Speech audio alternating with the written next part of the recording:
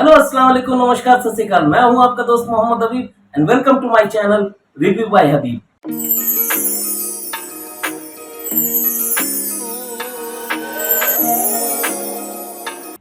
दोस्तों मैं आया हूं तो जाहिर है कि कोई एक ड्रामे का रिव्यू लेकर आया हूँगा। तो आइए उस ड्रामे को अनफोल्ड करते हैं और उस पर बात करते हैं, उसकी रिव्यू करते हैं, उसके सीन को एनालाइज करते हैं। तो दोस्तों आज मैं जिस ड्रामे का रिव्यू लेकर आया हूं उस ड्रामे का नाम है जाने जहां। जी हाँ दोस्तों, जाने जहां का मैं 33 एंड 34 एपिसोड का एनालाइज करने के लिए आपके सामने हाजिर हूँ दोस्तों। तो आइए बात करते हैं उसकी स्टोरी पे। तो जैसा कि आपने देखा कि 32 एपिसोड में आयशा जो है उसकी तबीयत खराब हो जाती है, वो वहां गिर जाती है और शहराम वहां पहुंचते हैं, एक पब्लिक मीटिंग में रहते हैं, वहां से वो उसे लेकर के हॉस्पिटल आते हैं। यहाँ हॉस्पिटल में उसके सारे इंतजाम कर दिए गए हैं, उन्होंने अपने पहचान के डॉक्टर को बुला लिया, उसकी फीस भर दी, सारा इंतजाम कर दिया। सहराम के ये एहसान की वजह से नूरुल हसन साहब उसके काफी एहसानमंद हैं। लेकिन आयजा यानी कि महानूर जो है वो अपने एटीट्यूड में है, उनको लगता है कि सहराम के कुछ गलत मंशा है, वो अ, मेरे रिश्ते को लेकर के वो कुछ गलत कर रहे हैं।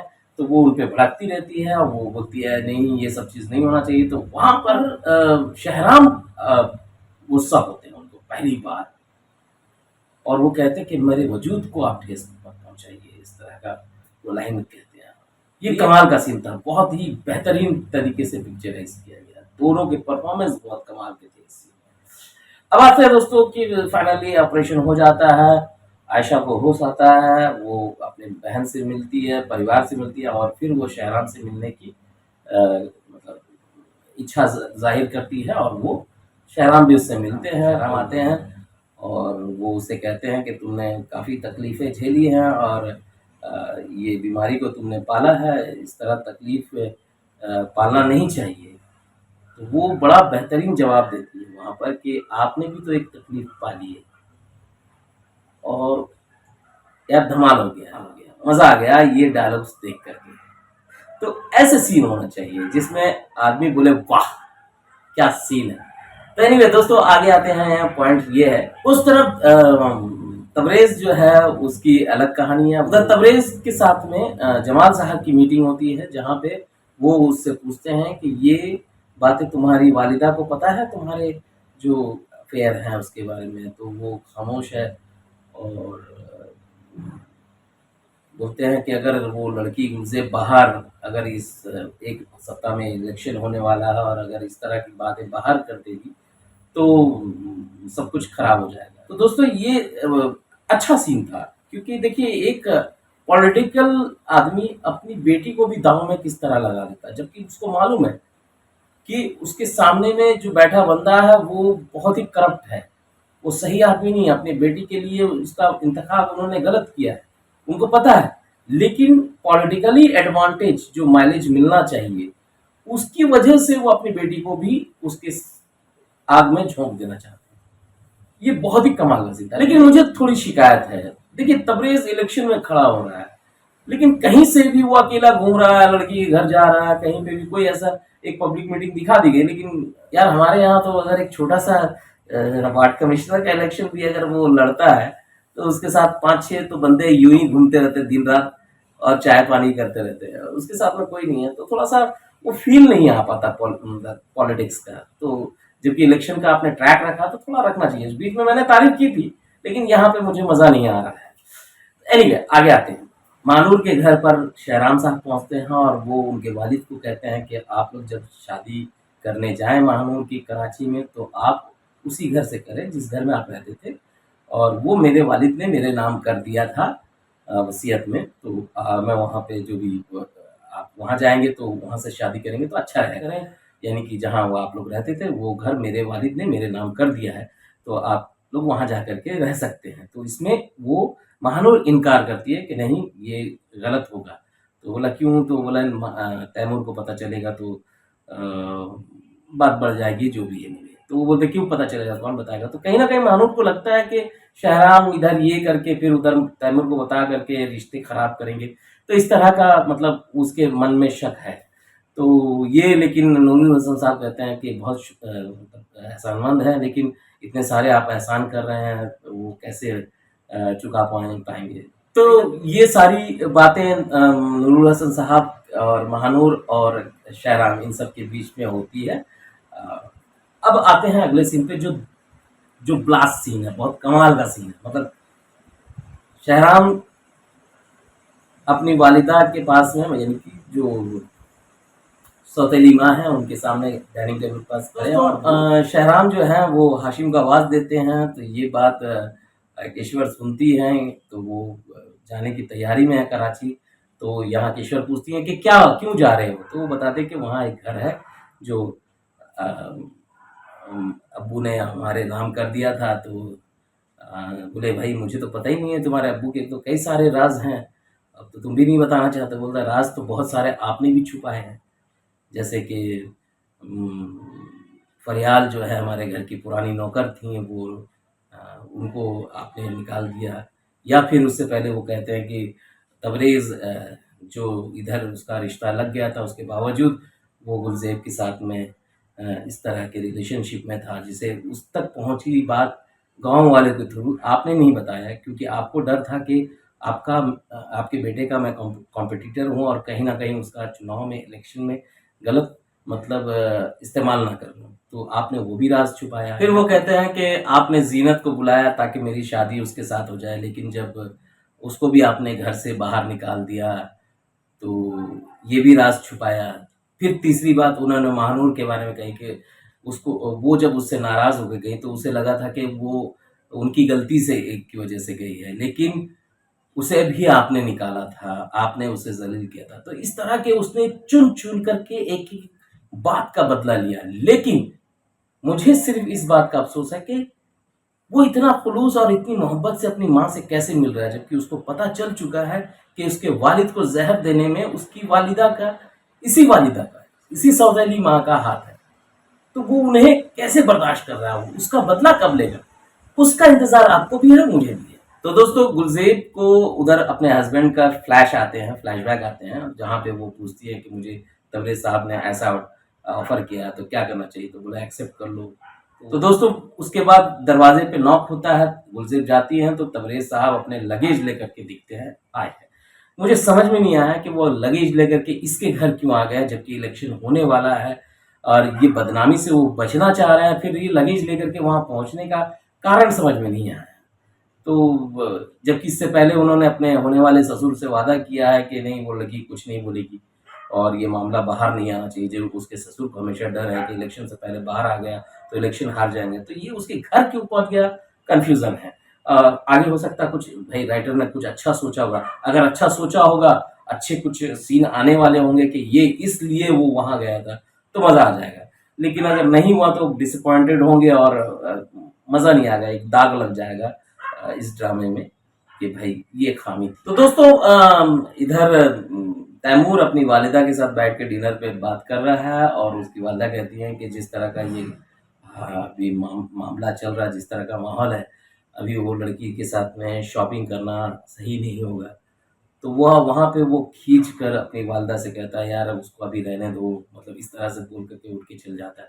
देखिए यार समझ नहीं आ रहा, अननेसेसरी खींच रहे हैं। मतलब जब एक दूसरे से रिश्ते से खुशी नहीं है तो फिर क्यों कर रहे हैं ये शादी, मना करो। चलो कि कब तक देखते हैं कौन सा एपिसोड में ये भाई साहब स्टेप लेंगे कि भाई ये लड़की से मुझे शादी नहीं करनी है, इसका तो चेहरा ही मेरे सामने आते साथ उसके उतर जाते हैं, ऐसे नहोसत बरसती है कि क्या बताऊं।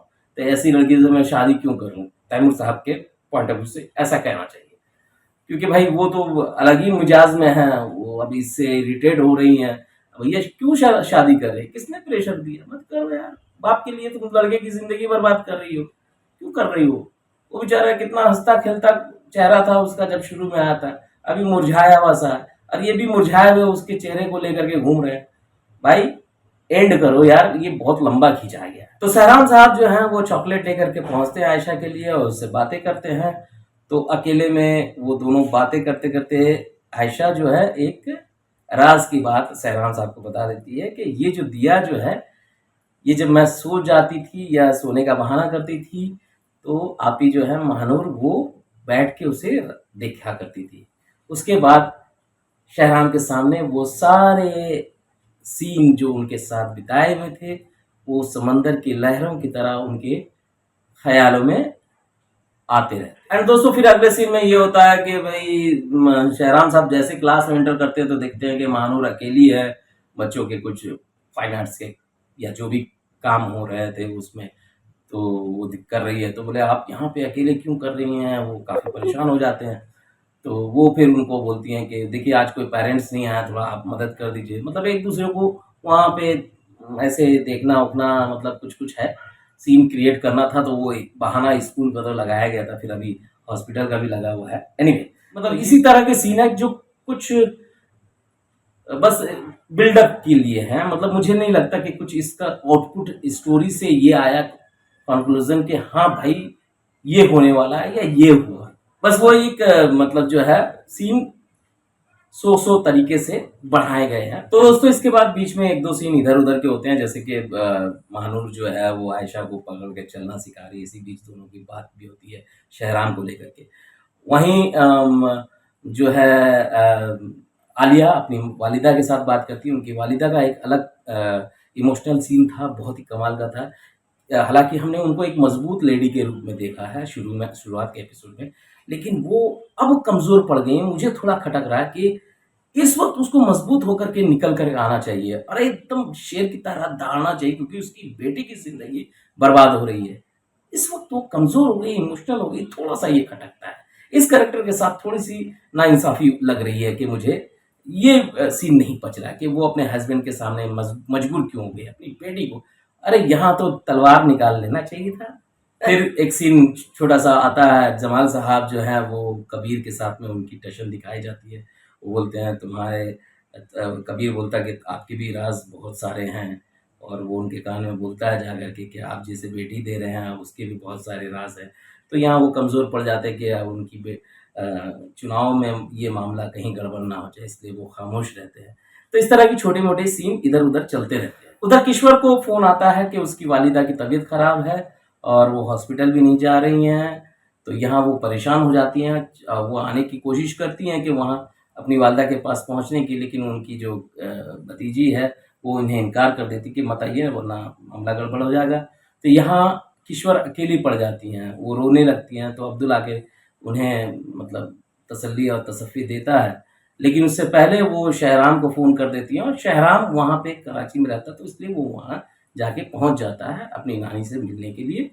और यहाँ अब्दुल को बताती हैं कि भाई वहाँ शहराम है। तो बोले फिर आप टेंशन क्यों ले रही हैं, जब शहराम साहब हैं, शहराम भाई हैं, तो फिर सोचने की ज़रूरत नहीं है। तो ये सीन से क्रिएट किया गया कि किश्वर जिसके लिए लड़ रहे थे वो सब लोग उसे छोड़कर भाग चुके हैं, जो उसके पास थे, और जिसे वो हमेशा नफरत करती रही वही आज उसके काम आ रहा है, यानी शहराम। इधर नूरुल हसन साहब वो अपनी बीवी से बताते हैं कि भाई शहराम साहब ने वो घर हमारे मतलब हमें दिया है ताकि जाकर के हम वहाँ पर शादी कर सकें। तो इस बात से खफा हो जाती है महानूर। वो बोलती है क्या ज़रूरत है हमें इन सब चीज़ को लेने की।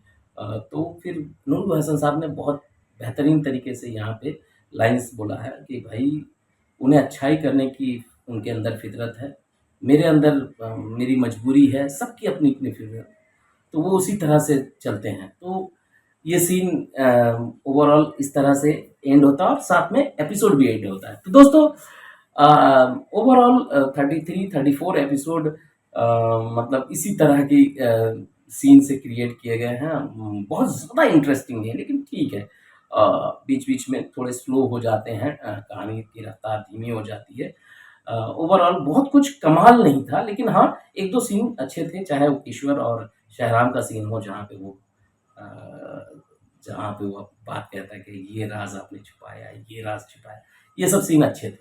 ओवरऑल आने वाले सीन सब बहुत अच्छे होंगे, क्योंकि जिस तरह से कहानी उस पॉइंट पर पहुंची है, चरमोत्कर्ष हिंदी में कहते हैं, तो चरमोत्कर्ष चरमोत्कर्ष बहुत इंपॉर्टेंट होता है किसी भी कहानी का। तो ये चरमोत्कर्ष में हम पहुंच चुके हैं, और देखते हैं कि इसका क्लाइमेक्स क्या होता है। और मुझे लगता है 45 तक ही जाएगा, जैसा कि आजकल उर्दू ड्रामों में, पाकिस्तानी ड्रामों में हो रहा है कि मैक्सिमम एपिसोड को 45 एपिसोड 50 एपिसोड तक खींच ले जा रहे हैं। तो बाकी स्लो, इसी वजह से कहानी थोड़ी स्लो चलती है। तो ये ड्रामा सबका फेवरेट रहा है, मेरा भी फेवरेट रहा है। मुझे उम्मीद है डायरेक्टर और राइटर से कि उन्होंने सीन अच्छे लिखे होंगे, अच्छे पिक्चराइज किए होंगे, हमें बोर नहीं करेंगे। इसी उम्मीद के साथ दोस्तों मैं विदा लेता हूँ, तब तक के लिए मुझे इजाज़त दीजिए। मिलता हूँ नए वीडियो में, मुझ पर इसी तरह प्यार बरसाते रहिए। सब्सक्राइब कीजिए, लाइक कीजिए, कमेंट कीजिए, मेरे वीडियो को ज़रूर देखिए। Thank you so much. अलविदा दोस्तों।